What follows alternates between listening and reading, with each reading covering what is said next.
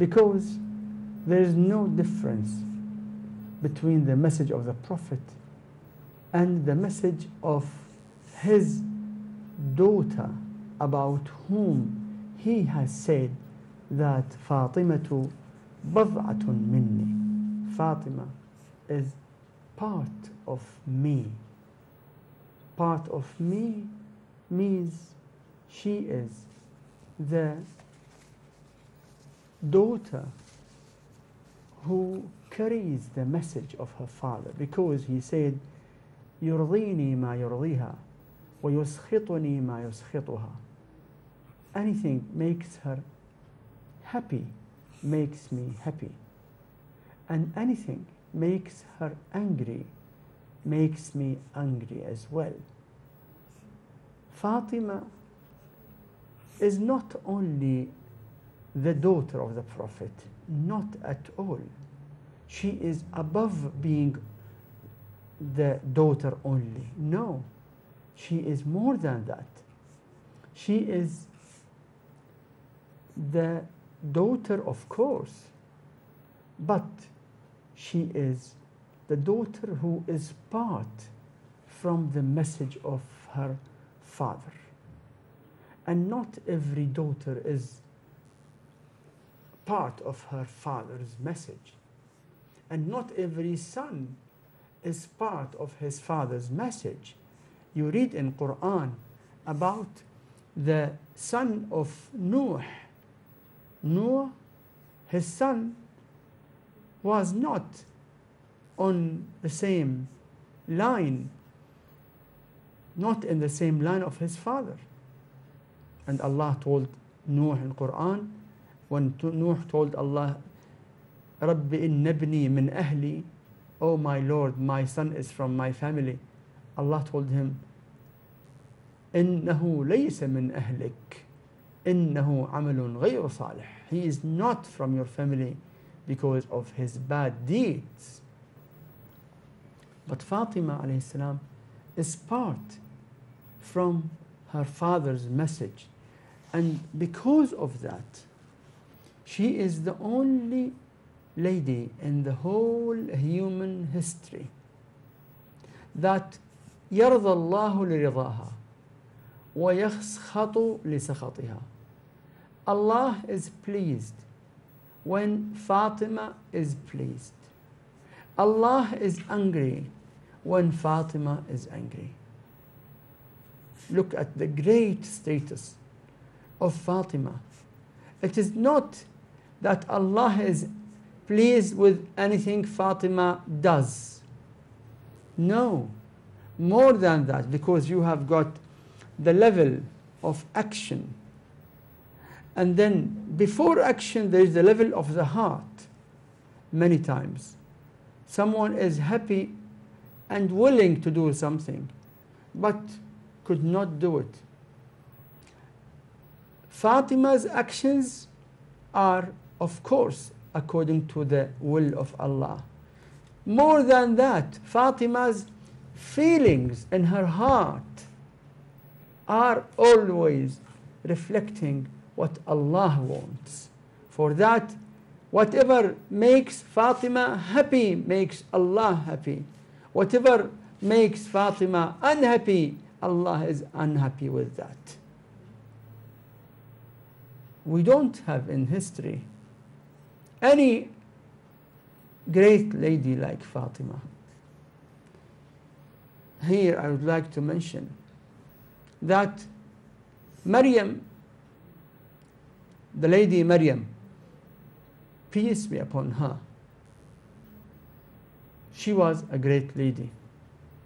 No doubt she is one of the 4 greatest ladies in the history. The greatest is Fatima, then Maryam, then Khadija, then Asiya, the wife of Fir'aun, the tyrant. Maryam is mentioned in Quran that وَإِذْ قَالَتِ الْمَلَائِكَةُ, when the angels told Maryam, Ya Maryam inna Allah astafaki, O Maryam, O Mary, Allah has selected you. وَطَهَّرَكِ, and purified you. وَاصْطَفَاكِ عَلَى نِسَاءِ الْعَالَمِينَ, and selected you from all the women of the words of her time. يا مريم اقنتي لربك واسجدي واركعي مع الراكعين. يا مريم اسجدي لربك واقنتي واركعي مع الراكعين. Means perform prostration, sujood to your Lord, and اقنتي, worship Allah with dedication, and do ruku', bow in front of the greatness of Allah with those who bow for Allah's greatness. Now, some people think that Maryam is greater than Fatima, because they say that in Quran Allah said, وَاصْطَفَاكِ عَلَى نِسَاءِ الْعَالَمِينَ, has selected you on all the women of the world. In fact, Fatima is greater than Maryam. I'll give just one simple evidence. Of course, we have got many evidences, but simple evidence from the famous book which is called by Sahih al-Bukhari. In Sahih al-Bukhari, the Prophet, and the narration is from Aisha. Aisha bint Abi Bakr narrates in Sahih al-Bukhari that the Prophet said that the greatest and the master of all the ladies in the paradise is Fatima. So Maryam will be in paradise as well, which means the greatest lady among all the ladies of the humankind is whom? Is Fatima. That is, I'm giving just one evidence, and it is from Sahih al-Bukhari, the famous book by this name. Fatima is the greatest. And Fatima is the greatest not because she is the daughter of the Prophet only. No. No. Because she is part of the message. She is the real servant of Allah like no lady before her or after her. She is the lady who was having the topmost knowledge about Islam, and who had the topmost obedience of Allah and the Prophet and her husband Ali ibn Abi Talib alayhi salam. Fatima's status is unfortunately not understood by many Muslims. I can easily say among Shias also there are many people who are not aware of the greatness of Fatima. What about non-Shias? Non-Shias are, many of them or most of them, look at Fatima, that she is a respected lady, daughter of the Prophet, and that's it. No, not like that. If you look at a conversation which took place between Fatima and Abu Bakr, the first caliph, look at the words of Abu Bakr when he was talking to Fatima, which those words was said when Fatima came to the masjid objecting on depriving her from her right in Fadak, which is a separate issue. But I want to say that if you see what Abu Bakr told Fatima, you will see the common understanding of the Sahaba, even those with whom Fatima not happy, yet everybody from them had this knowledge that Fatima is the greatest lady. And Fatima does not speak but the truth. And Fatima is part of her father. And Fatima is the reflection of what her father wants. And Fatima is the barrier, the carrier, the person who took over the responsibility of explaining the real message of her father after his passing away.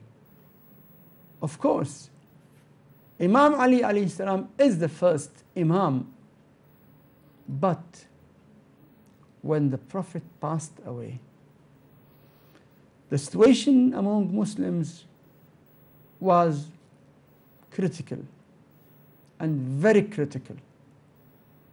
And for that, the Prophet had already told Imam Ali alayhi salam not to fight against those who will take away the government from you.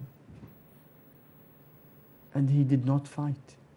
And he said, لَأُسَلِّمَنَّ or لَأُسَالِمَنَّ.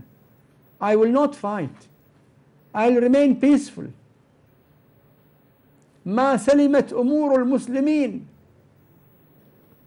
ولم يكن فيها ظلم إلا علي خاصة. I will not fight. I'll remain peaceful as far as the Islamic issues are saved. Islam is safe. Only injustice on me I will bear, I will tolerate. He could not speak out. But Fatima alayhi salam spoke out. Fatima alayhi salam was the indicator of the real Islam when the dispute started between Muslims for political reasons. Yes, those who wanted to take the government, Fatima stood in the masjid and explained the reality of Islam.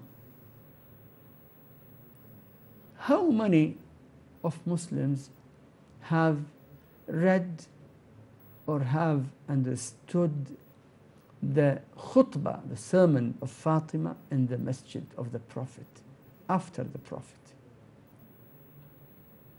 This khutbah is one of the greatest statements in the history of Islam. And I must mention some of it, inshallah, in the coming few minutes.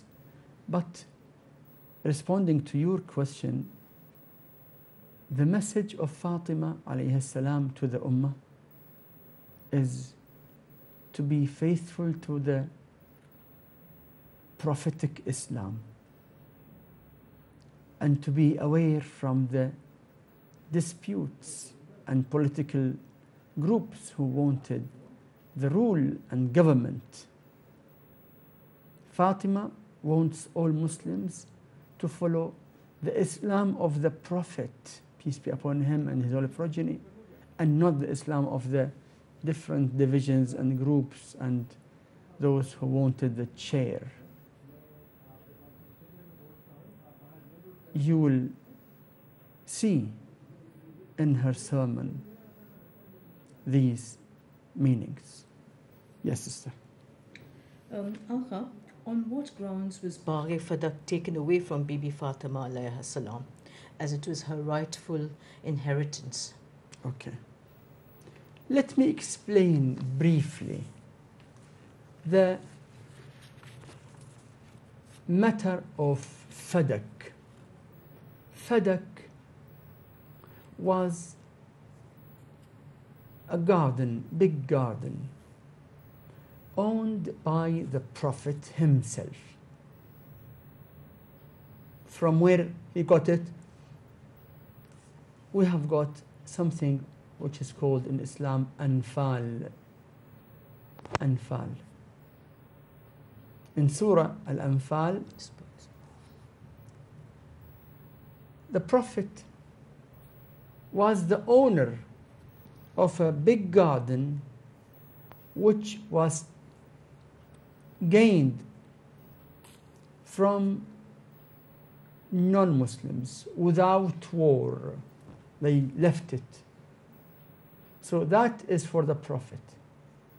And Allah sent a verse to the Prophet, وَآتِ ذَا الْقُرْبَى حَقَّهُ. Give your relative the right. He asked Allah, whom shall I give? The answer came, أعط فاطمة فدكا. Give Fatima Fadak. The Prophet gifted the garden, which is called Bagh Fadak, to Fatima alayhi salam. And Fatima became the owner of Fadak for quite of time. Say, in different narrations, maybe 2 years or more, Fatima was the owner. And the income of Fadak was coming to Fatima, and Fatima used to give it to the poor in charity. When the Prophet passed away, and what happened in Saqifa, and the government was taken away from Ali ibn Abi Talib, then the government saw that Bagh Fadak, the garden of Fadak, is a source of power in the hands of Fatima. So they wanted to take that garden from Fatima to keep her without any financial support. They sent their people and they drove away the farmers who were in the garden on behalf of Fatima and took over the garden of Fadak. Fatima alayhi salam came to complain in front of Abu Bakr and told him that this garden is my garden. My father gave it to me during his own lifetime. Abu Bakr asked Fatima to bring witnesses.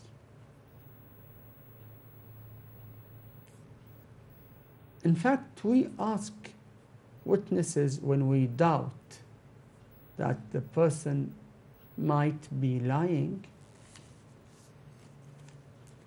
Okay.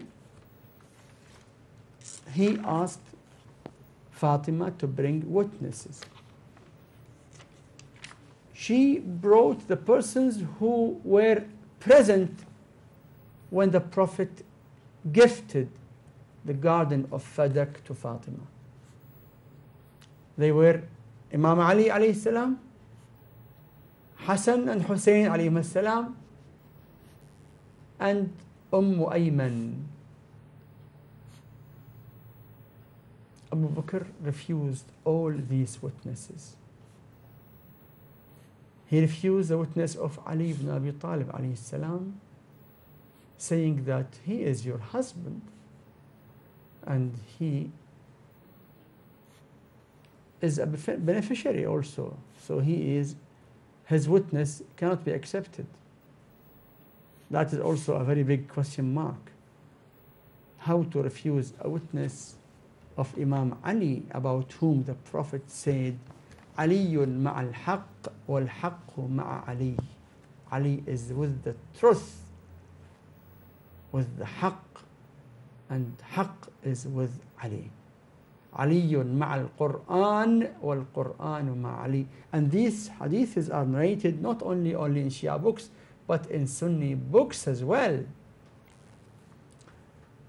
The witness of Hassan and Hussein alayhim as-salam was also rejected, saying that these two are children and there is no meaning, no value for the witness of children.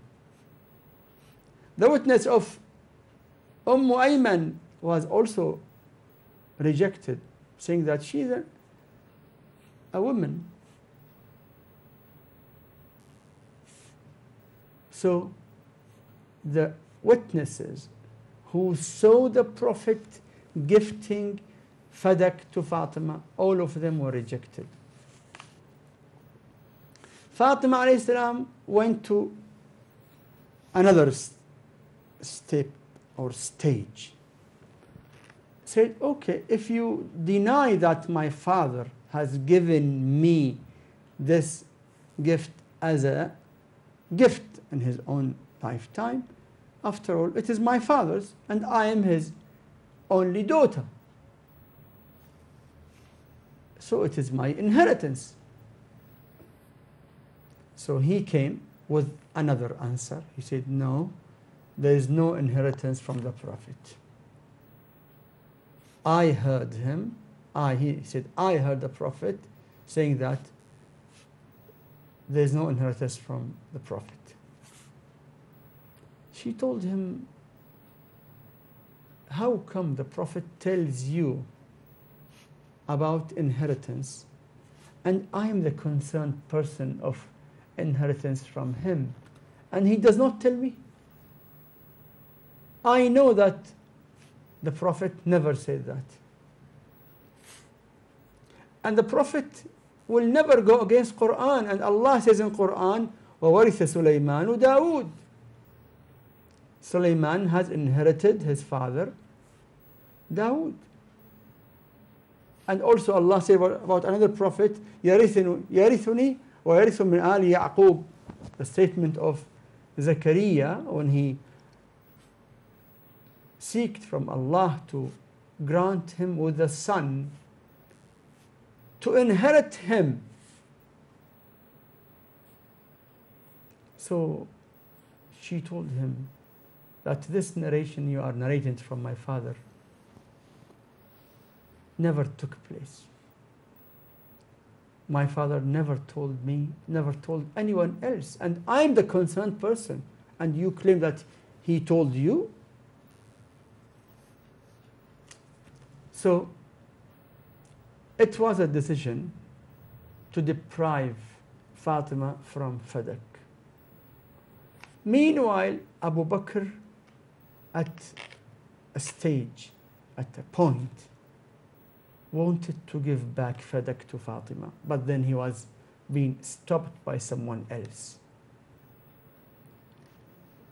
And Fadak remained in the hands of the government of that time, away from its real owner, Fatima alayhi salam.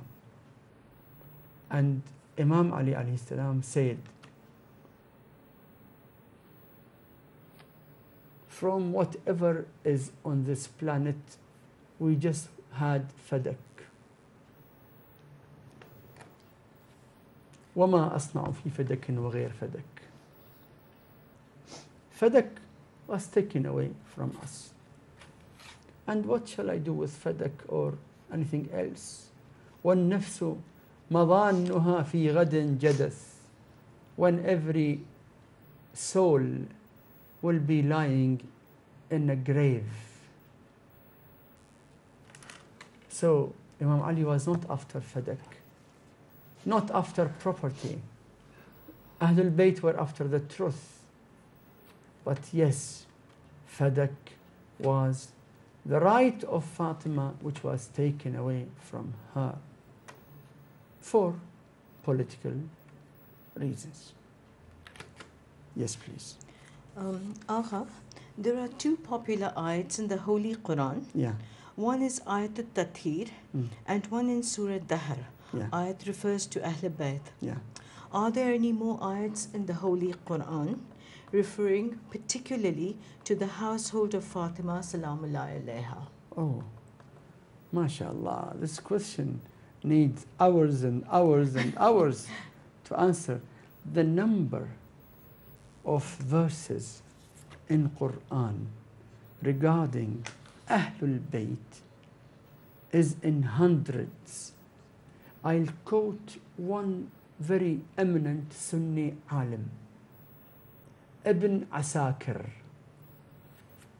Ibn Asakir, in his famous book Tarikh Dimashq, which is one of the very important books, he narrates from the big Sunni scholars that at least 300 verses are revealed in Quran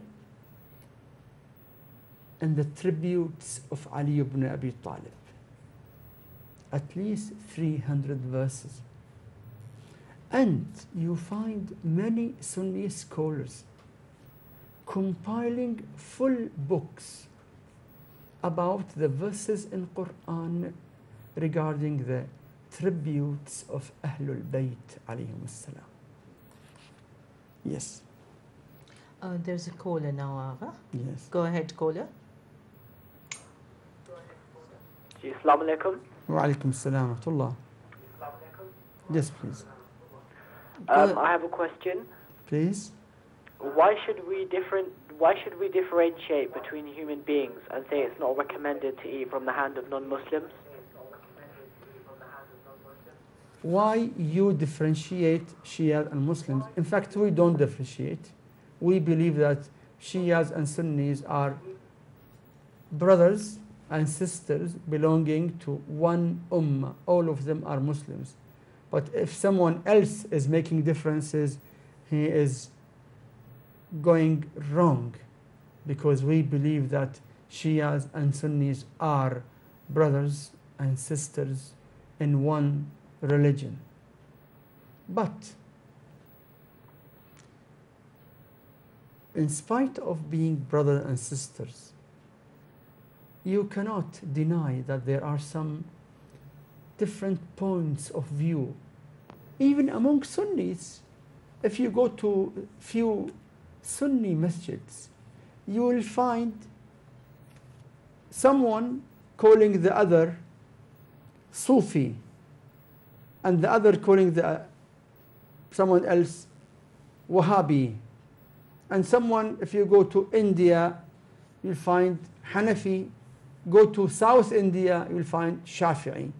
Go to Egypt, you'll find Hanafi and Shafi'i. Go to Baghdad, you'll find the Sunnis, Hanafi and Hanbali. You go to Damascus, you'll find Sunnis, either Shafi'i, Hanafi or Hanbali. So you go to Tunis or Algeria or Libya, you find Sunnis, Maliki or other types of Sunnis. You find a Sunni praying his salah this way. Another Sunni praying it, putting his hand on this side. Another one putting his hand this way. Another one putting his hand down. Another one up. All of them are Sunnis. Go to the Sunni books. For example, if you can get a book called Bidayatul Mujtahid. Bidayat al-Mujtahid.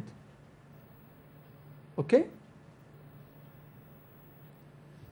Go through it and you will find hundreds and hundreds of differences among Sunni scholars themselves. Go to the famous book which is called Al-Fiqh ala al-Madhahib al-Arba'a. Fiqh means jurisprudence on the four Sunni sects. you will find hundreds, if not thousands, of differences. So these differences do not make any great deal of dispute. Scientific differences among the scholars. Yet, Sunnis and Shias are brothers and sisters under one umbrella of Islam. And we are here to focus on the common things, to strengthen the feeling of brotherhood among all Muslims, all of us. In spite of our differences, we remain followers of one religion. We believe in Allah, all of us. All of us believe in the Prophet Muhammad. All of us believe in Quran, the same Quran. All of us face the same Kaaba, same.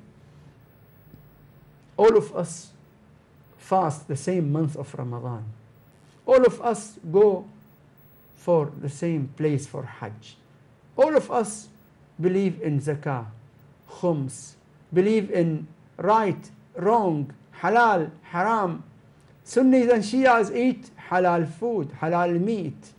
So, if you make a list of what Sunnis and Shias believe and practice, you will find the majority of things same. Yes, there are some differences, as there are differences between Sunnis themselves. Once I was traveling in UK. It was time of Maghrib, so I stopped in a city in UK and asked for a masjid. So I went to the masjid and performed the salah of Maghrib and Isha. Then after salah, I saw the sheikh of the masjid and spoke to him about the area and the population of the Muslims in this area and how many masjids are in this area. That masjid where I prayed was a masjid of Wahhabi sect. The sheikh of masjid told me about another masjid of Barelwis. You know the Barelwis, who are more inclined to Sunni Islam, not Wahhabi sect. The Imam of that Wahhabi masjid told me that there is a big masjid here for Barelwis, but they are not real Muslims, they are mushriks. I said, oh, mushriks? He said, yes, because they go to visit the graves of the awliya. Of course, it was a wrong statement from him to call a Muslim as a mushrik. But it is a fact, though it is a bitter fact, that there are differences. There are differences. In Pakistan, how many Sunni Muslim was killed? By whom? By those who don't believe in the Dargah. Those extremists who say that if you go to Dargah, you will become a mushrik. They come and throw bombs on their Muslim fellows and kill them. So, my respected brother, we are the people who really believe that all Muslims are one. You cannot imagine that we believe that those who give fatwa that Shia Muslims are non-Muslims, we believe that they are Muslims, though they are being misled by some wrong people, but they are after all Muslims. Even those who send people to kill us, you know how many of Shia Muslims were being killed by those groups who call others kafir in Iraq, in Pakistan, and other places. You don't find single Shia alim saying that those groups are kafirs. No. They call us kafir, but we say that they are Muslims, misled Muslims. So yes, my brother, Shias and Sunnis are brothers and sisters belonging to one religion, believing in Allah and the Prophet Muhammad, peace be upon him, and his holy progeny, and all basic things in faith and Sharia. Yes, please. What was the date of marriage of Bibi Fatima and Imam Ali alayhi salam, Mara? The marriage took place in Medina few years after the hijrah of the Prophet.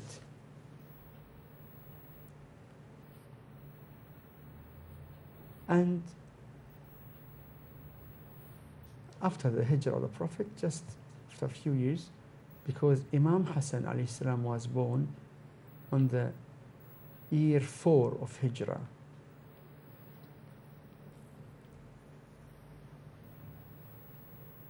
So the marriage took place in year 3.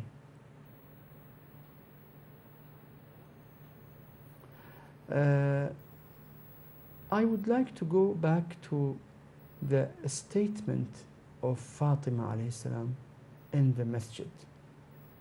And I say that every Muslim needs to go through that sermon of Fatima alayhi salam in the masjid. Okay? Mm-hmm. Go ahead. اللهم صل على محمد وآل محمد وعجل فرجهم.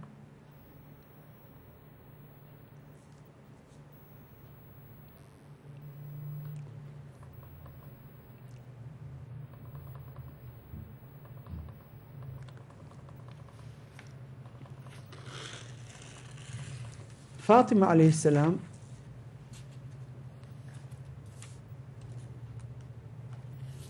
after what happened to her, her father passed away. The conspiracy of Saqifa took away the right of her husband, Ali alayhi salam. She was spending day and night weeping and crying. The rulers of that time stopped her from weeping all the day and told her, either you cry or weep daytime or nighttime. Then she left her house and went. Imam Ali alayhi salam made for her a small room which is called Baytul Ahzan, to cry, to remember her tragedies on her father. And she said, and this is narrated by Sunni scholars as well,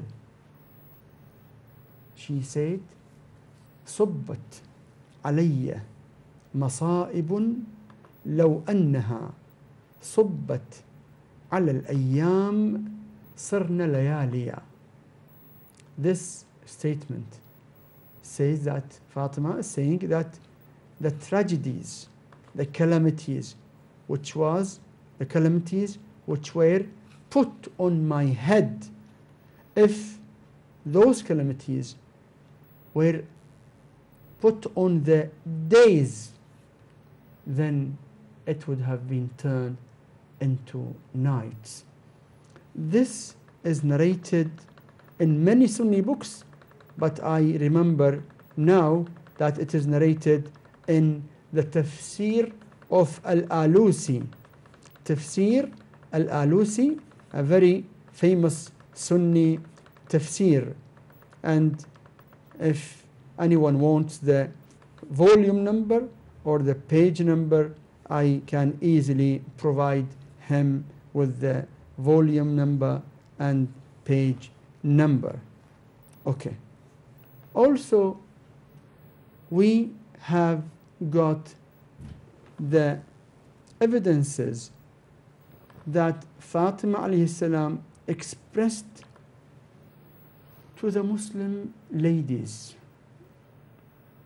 She told them when they came to her, the ladies from Ansar and Muhajirin, both, when she was not well, كيف أصبحتِ يا بنت رسول الله? How are you? How is your morning, O daughter of the Messenger of Allah? She said it. She told them, أصبحت والله عائفة لدنياكم. I am hating this word. قالية لرجالكم. Unhappy with your men. شنأتهم بعد إذ عرفتهم. I have hated them after I have known them. ولفظتهم بعد أن سبرتهم. I rejected them after I examined them. ورميتهم بعد إذ عجمتهم. I kept them away after I have tested them. فقبحا لفلول الحد وخطل الرأي. How bad when they turn away from the truth and follow the wrong opinion. And she goes on and says, وَبُعْدًا لِلْقَوْمِ الظَّالِمِينَ. The oppressors may be away. وَيْحَهُمْ أَنَّا زَحْزَحُوهَا عَنْ رَوَاسِ الرِّسَالَةِ.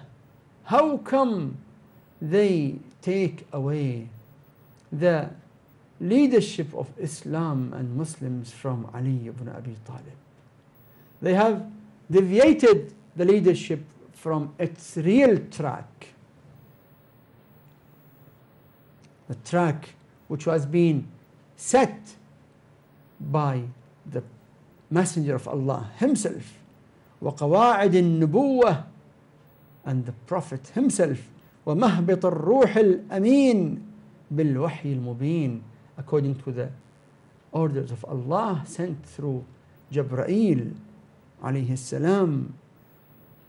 الطبين بأمر الدنيا والدين. Ali, the most experienced in everything in this life and in the deen. No one was like him in his knowledge about Islam.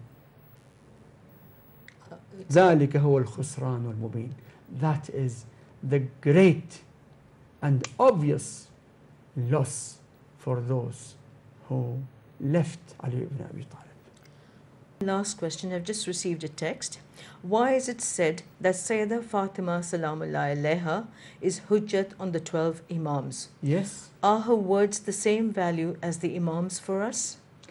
No doubt the status of Fatima alayha salam is greater than the status of all her sons and grandsons. Okay? And she is hujjat. She is an authority on her, all the imams from her, her children and grandchildren. Yes.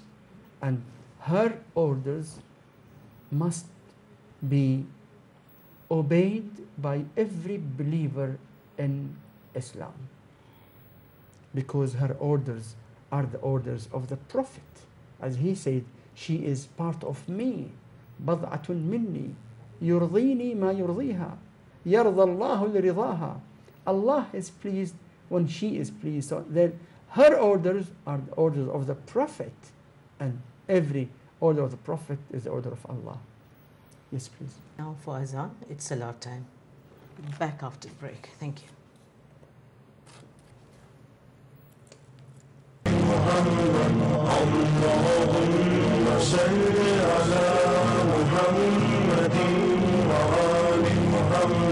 Allah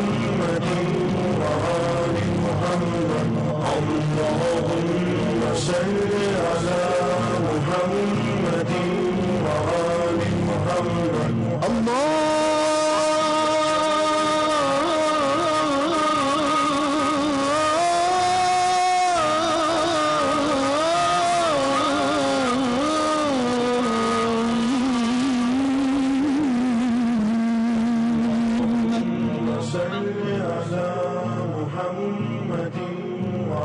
اللهم صل على محمد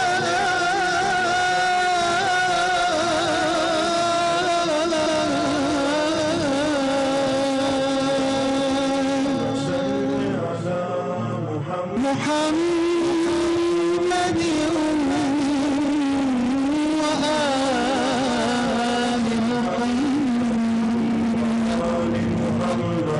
اللهم صل على محمد وآل محمد. اللهم صل على محمد وآل محمد.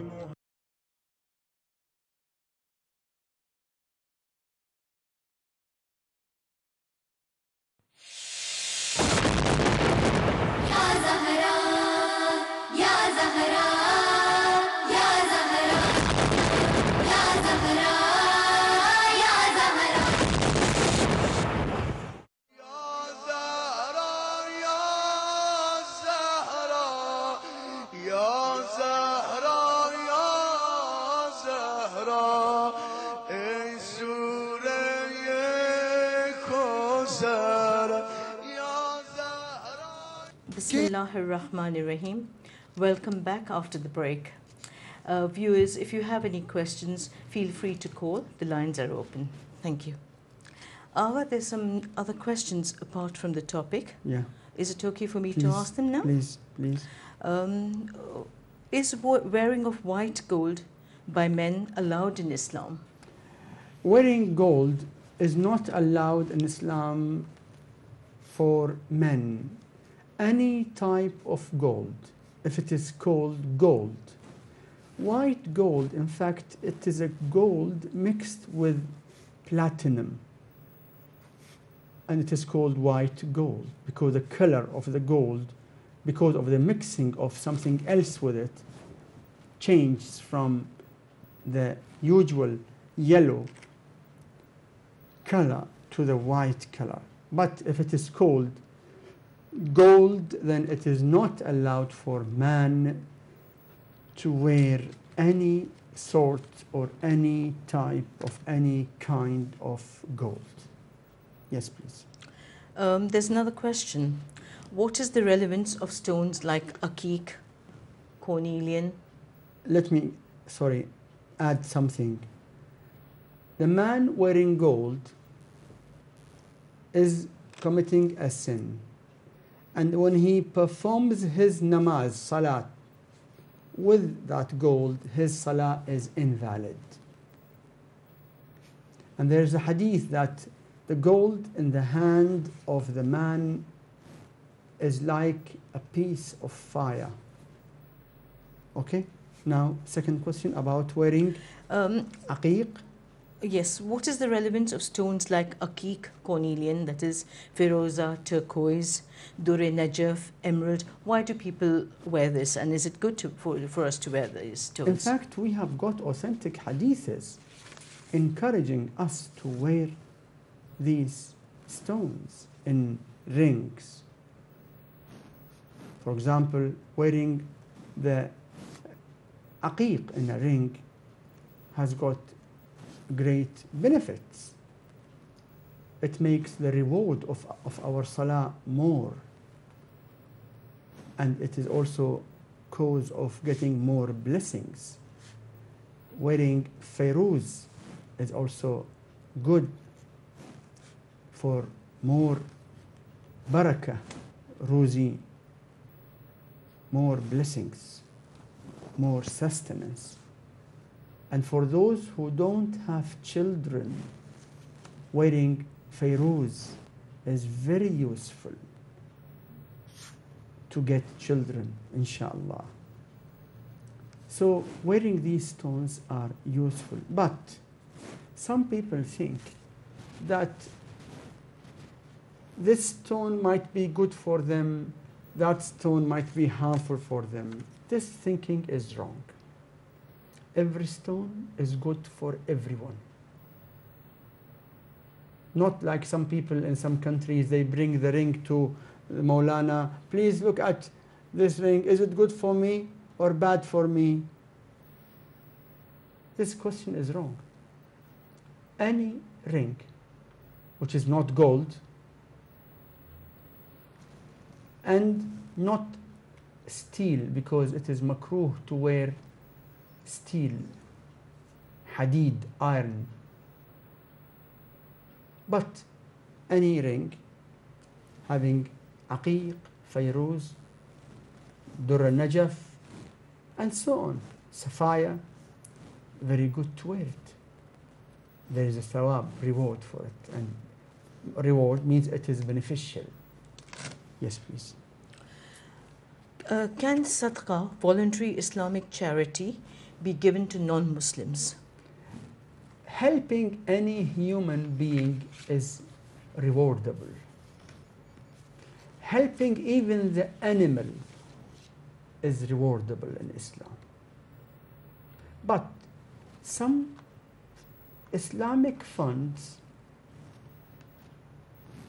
are to be given to those who believe in it.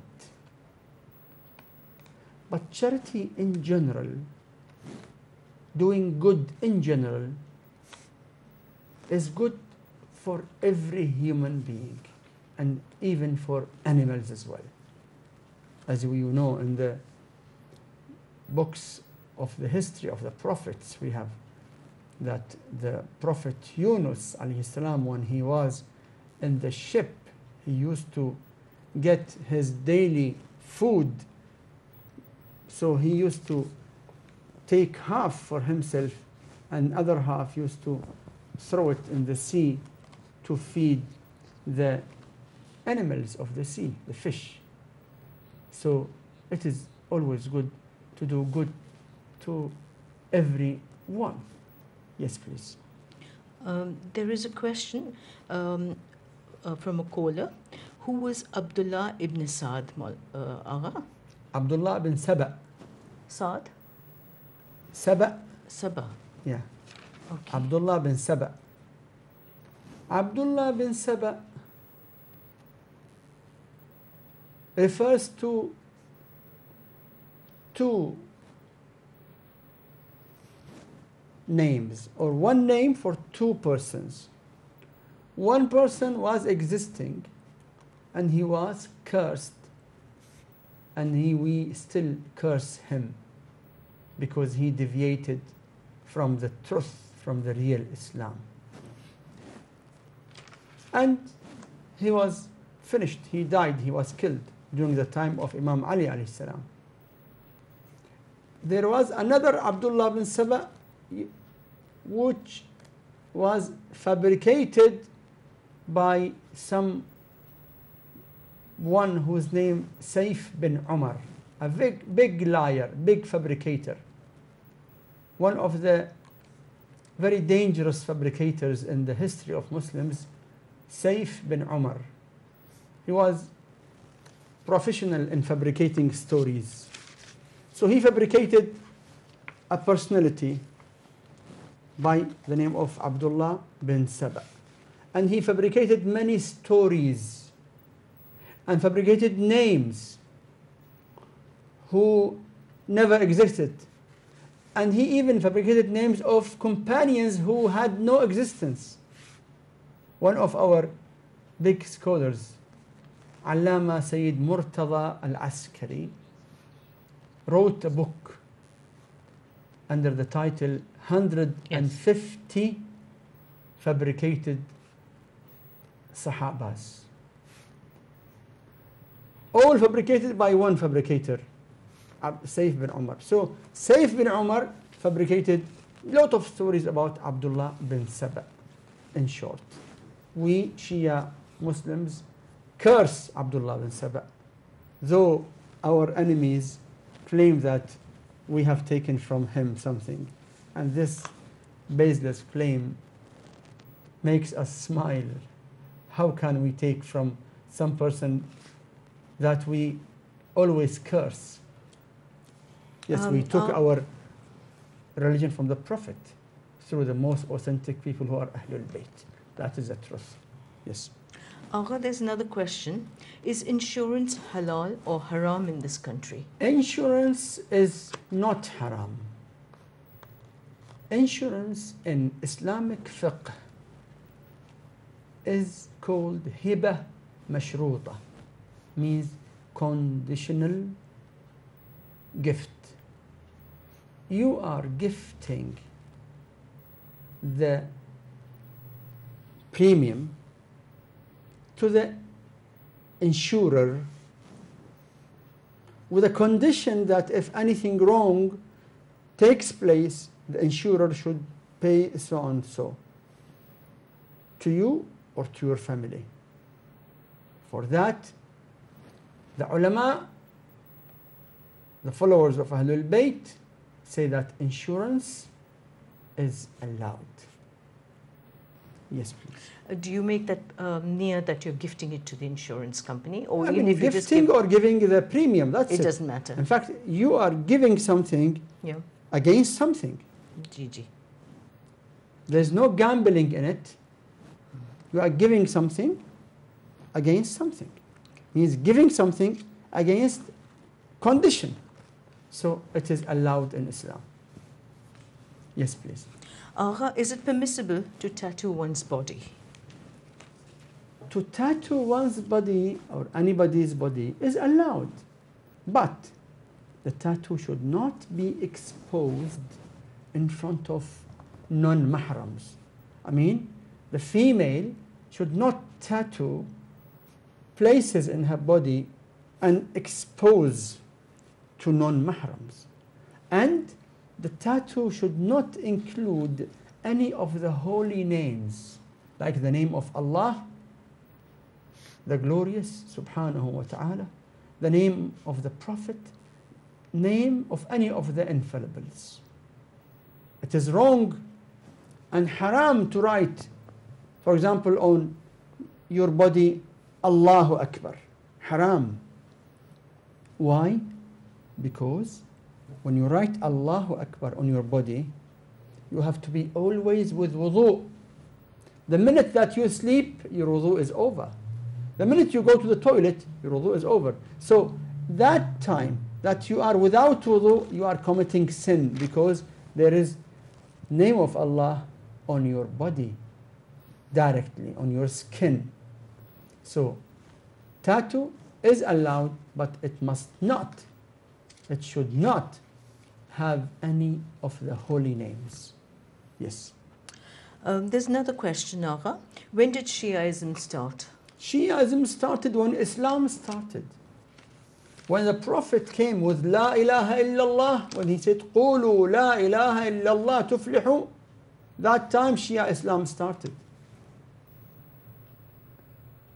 And if you go through Sunni books, you will find that the first Islamic da'wah declaration, which was only among the family and relatives of the Prophet, when Allah told the Prophet, وَأَنذِرْ عَشِيرَتَكَ الْأَقْرَبِينَ, and warn your near relatives. He called his near relatives and he spoke to them and he told them, which is called دعوة ذي العشيرة أو يوم الدار. دعوة ذي العشيرة. It is mentioned in all books, Sunnis and Shias. And the Prophet told his close relatives that who accepts my message and believes in my prophethood, and then he will be my brother, my deputy, my minister, my successor. All kept quiet. He repeated, asking them same question. The only person who always replied, I believe, was Ali ibn Abi Talib. And finally, when the Prophet told Ali, أنت أخي ووصي ووارثي وخليفتي من بعدي. You are my brother, you are my deputy, you are my minister, you are my successor. Abu Lahab, the cursed Abu Lahab, made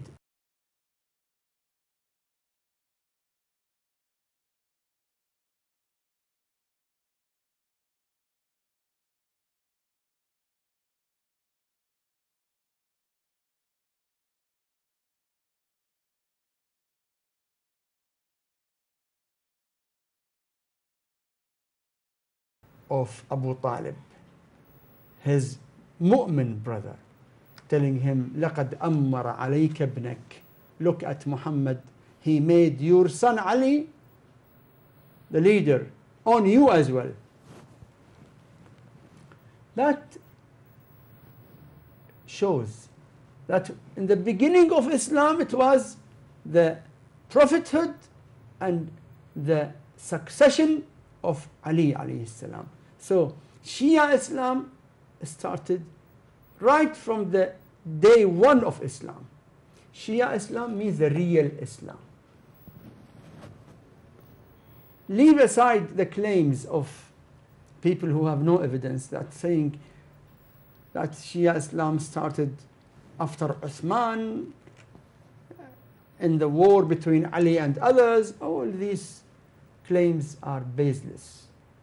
Look at the statements of the Prophet himself. He himself said, Shi'atu Aliyin humul faizun. The Shia of Ali are the winners. The Prophet himself. Which means that from the time of the Prophet, the term of Shia of Ali was known and used by the Prophet himself. No other sect was mentioned. The only name of any sect mentioned by the Prophet himself is Shia. Go to Tafsir of Tabari, Tafsir Tabari. And the tafsir of the verse, إن الذين آمنوا وعملوا الصالحات أولئك هم خير البرية. Those who believed and did good are the best of creatures. The tafsir of Tabari narrates the hadith from Ibn Abbas, who said that the Prophet said in the meaning of this verse that whom they are أنت يا علي وشيعتك. Those who are the best of people are you, O Ali, and your Shia, your followers. So Shia Islam started from the time of the Prophet, and it was always meaning the sincere believers and sincere followers of Islam. Yes, please. There's a text I've received, Yes. The second Caliph of history said that the first Caliph's was wrong process, but Allah saved the Ummah from its evil. Did Allah save the Ummah from its evil, or were there bad consequences for the Ummah?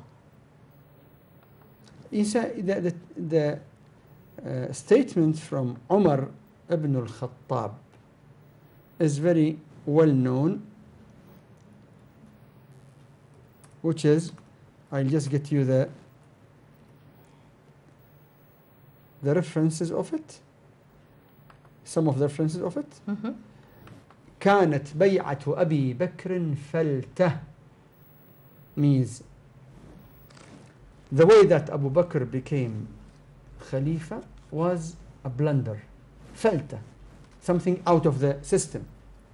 وقالله المسلمين شرها. Allah has, or وقالله شرها means Allah has protected the Muslims from its evil. In front of me, this is the book of Ibn Taymiyyah, Minhaj as-Sunnah, volume 5, page 247.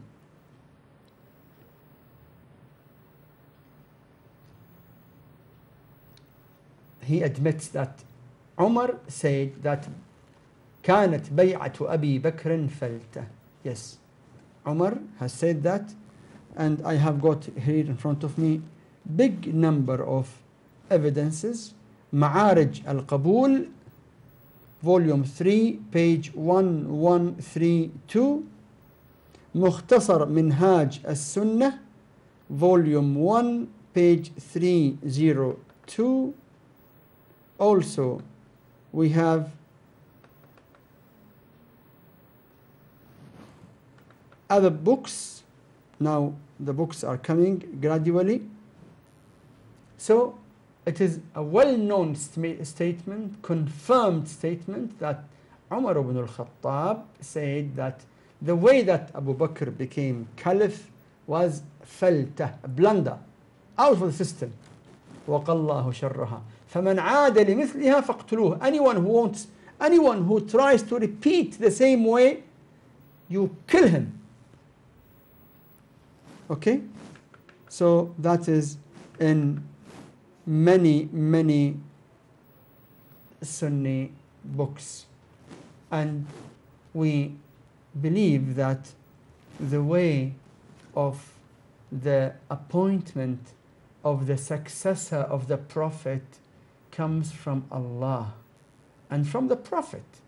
And the Prophet did not leave his ummah without guidance. He did inform them who will be his successor and what is the system of the succession, who will be after him. All has been mentioned by the Prophet himself, sallallahu alayhi wa alihi wasallam. You can also find this very important statement in Musannaf Ibn Abi Shaybah, one of the prominent books of hadith, volume 7, page 615. Volume 7, page 615. Also, you find it in Jami' al-Usul min Ahadith al-Rasul, volume 4, page 2076, and many other Sunni references. Yes, please. I've received another text. Yes. Agha. Please, can dear Allama Sahib give details of namaz-e-tahajjud once again, as I missed the episode in which he did. Many salams to Allama Sahib and sister on this excellent program. Sister, namaz-e-tahajjud, salatul layl, night prayers, is one of the most important recommended worships. Though it is recommended for us, but it was obligatory on all the prophets. Namaz al-tahajjud, salatul layl, namaz al-shab, has got 3 forms. The full form of it is 11 rak'ats. 2 plus 2 plus 2 plus 2 plus 2 plus single 1 rak'ah. These are 11.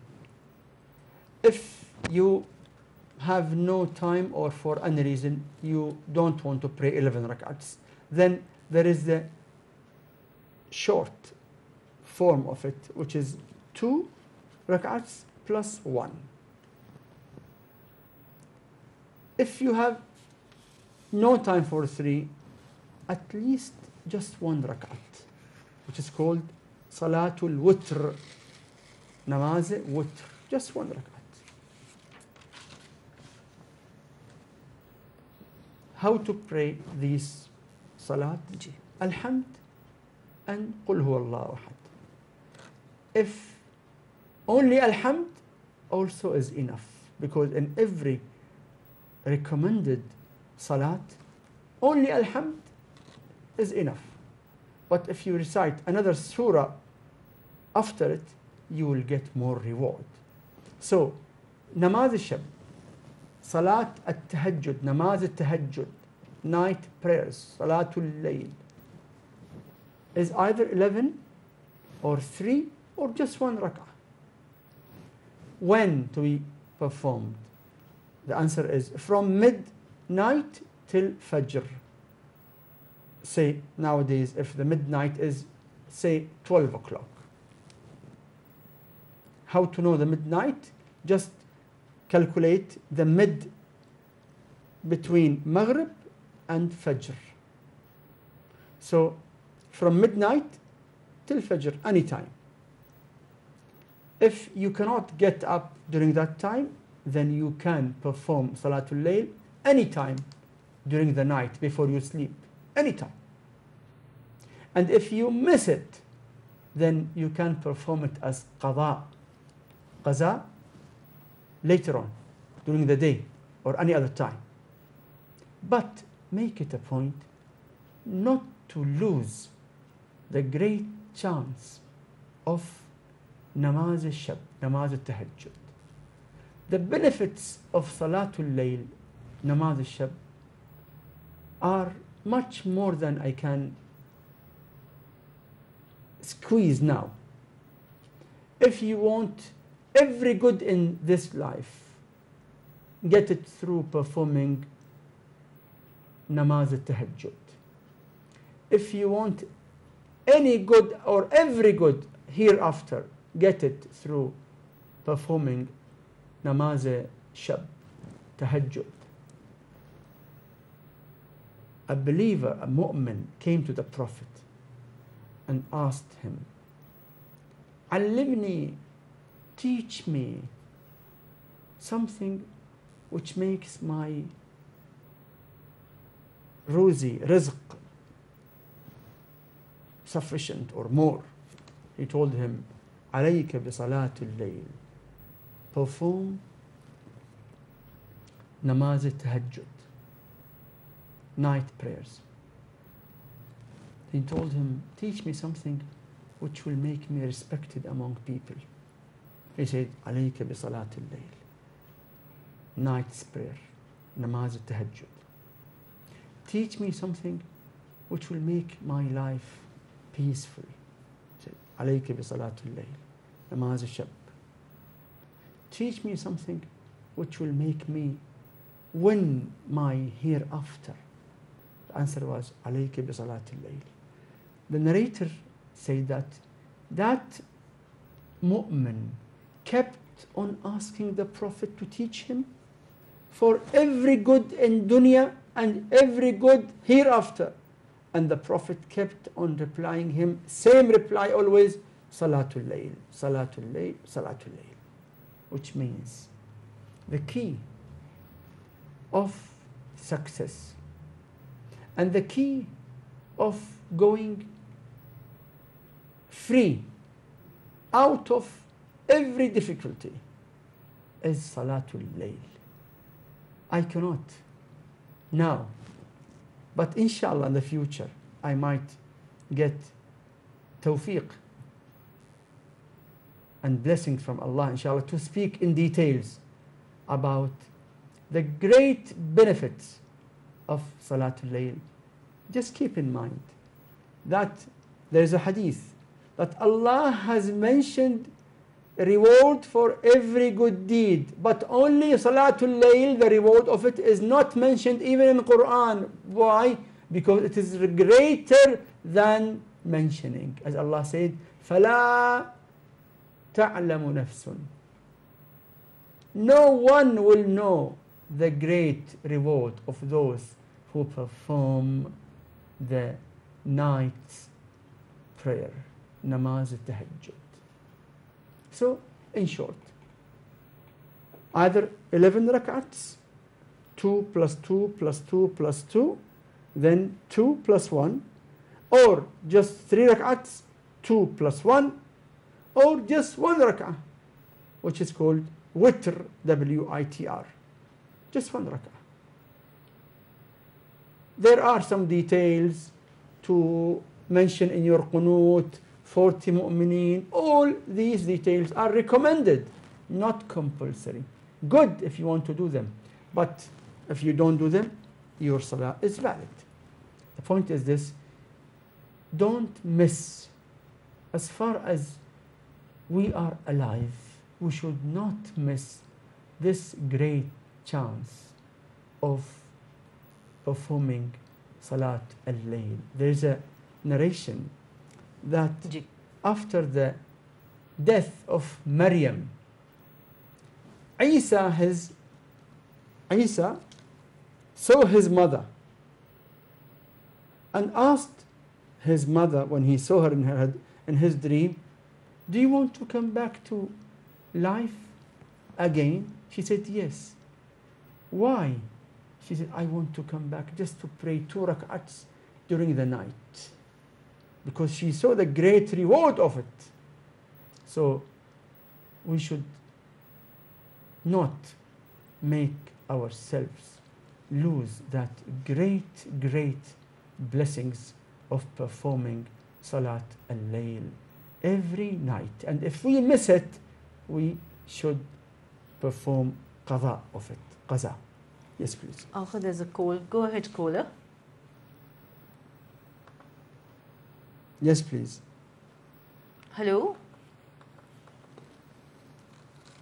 I think the call has been dropped now. Yeah. May I ask another question, Yes, please? please. Can a Muslim attend a congregation where a mystic summons the souls of dead persons, spirits, for questioning? Mystic summons. Okay. A congregation where a mystic summons the souls of dead persons, spirits. That is haram. That is haram. Not allowed. Okay? Muslim should not take part in such behavior. That is even in Quran. وَأَنَّهُ كَانَ رِجَالٌ مِنَ الْإِنسِ يَعُوذُونَ بِرِجَالٍ مِنَ الْجِنِّ فَزَادُوهُمْ رَهَقًا. It is not allowed in Islam to do such things.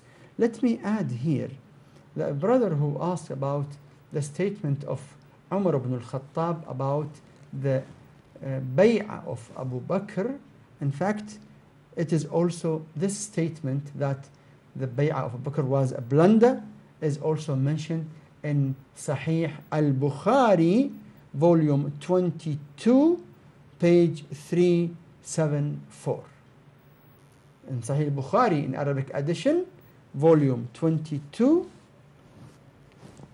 page 374. Yes, please, go ahead. There's another question. Yeah. Why have we been created? What is the purpose of our creation? Okay. What is the purpose of our creation?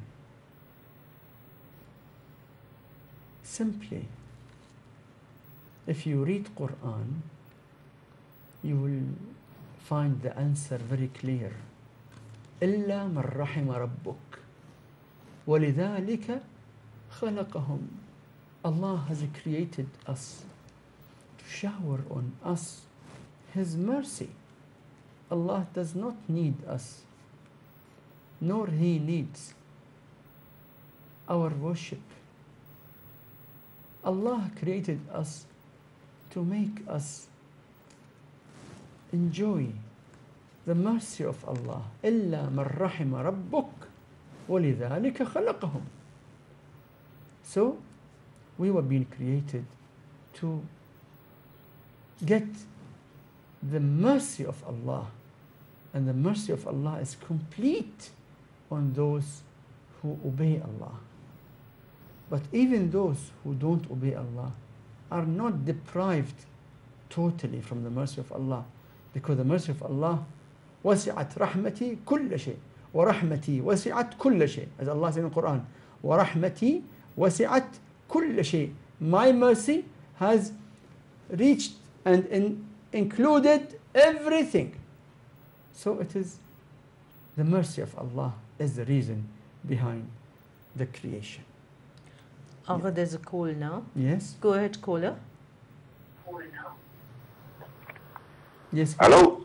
Yeah. Assalamu alaikum. Wa alaikum assalam wa rahmatullahi wa barakatuh. Agha, can I ask you a question not regarding on this topic? Am I allowed to? Yes, please. Okay. I want to ask you a question regarding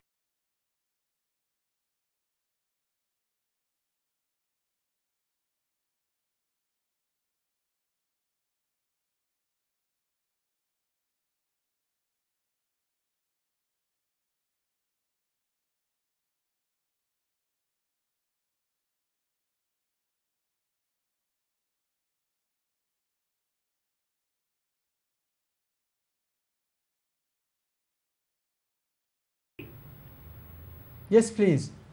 Okay.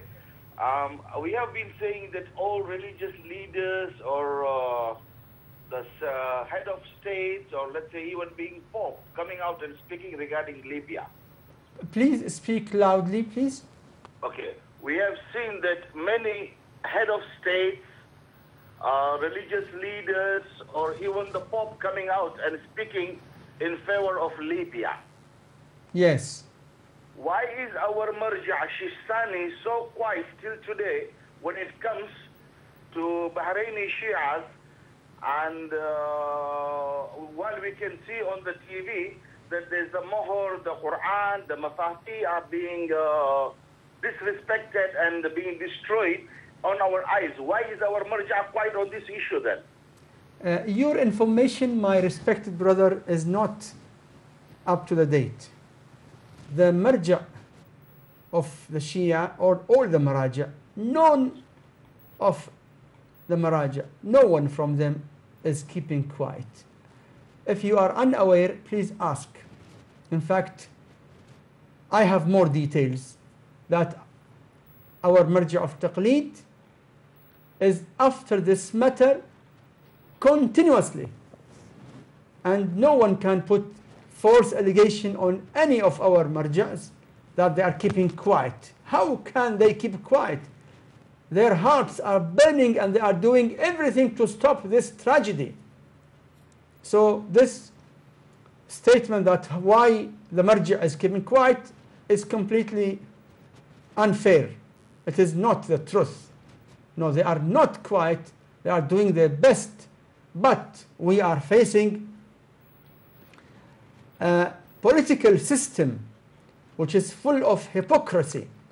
The international community is claiming to defend human rights in Libya because they want the oil of Libya, the petrol of Libya.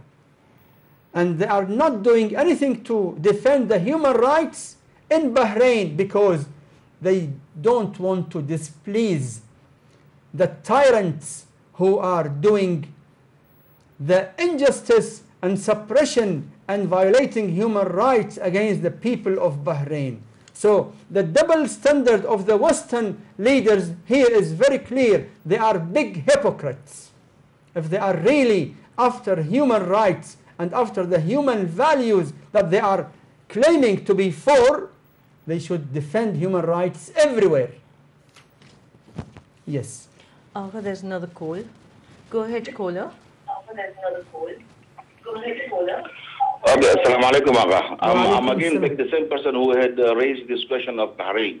I want you, brother, to withdraw your statement when you claim that our marja' is keeping quiet. Yeah, but he I is not. He is not. No, you cannot put allegation on the marja'. You say, you can say, you don't know, but you cannot put allegation without knowledge, my respected brother. I cannot say that. Yes, please, go ahead. Yes, please. Yes, please. Yeah, let me, please give him a chance. Let him put his question. Hello, caller. Go ahead, caller. Yes, please, go ahead. Yes, brother. I mean, we should put our questions in a proper way. I cannot come and accept someone who says, why your Prophet of Islam saw the injustice on women by ignorant Arabs and kept quiet. I said the question is wrong. The Prophet never kept quiet. He was always with the truth and against the wrong. So always we should put the question in the proper way. Yes, we have to object on the hypocrites who are not doing anything to support the victims just because of their political gains or games. I hope that everyone, our brothers, our sisters, can talk to you, his own or her own MP, your own MP. Call him or email him. Tell him to raise his voice to support the victims in Bahrain. They are human beings after all. Women are being tortured and killed Men are being tortured and killed. Even children are being tortured and killed. And the human rights people, those who claim to be defenders in America and in other Western countries, are not doing enough at all. So we have to do our best to demand a real stand to support the victims who are suffering and they are not being given any attention just because of their religious faith and because the oppressors are holding the oil and the hypocrite Western political leaders don't want to displease the oil sheikhs and let the human beings go to hell. That is not the values, that is the hypocrisy which we have to stand against. Yes, please. Who had the question, if he can call again to put his other questions. Next week, inshallah. We are running out of time now. Thank you, viewers, for taking interest in the topic. We are here to help our brothers and sisters with Shara'i Masail. Thank you, Agha, for your invaluable time. Inshallah, we'll see you again next week with another topic. Take care. Iltimas dua. Khuda Hafiz. بسم الله الرحمن الرحيم الحمد لله رب العالمين الرحمن الرحيم مالك يوم الدين إياك نعبد وإياك نستعين اهدنا الصراط المستقيم صراط الذين أنعمت عليهم غير المغضوب عليهم ولا الضالين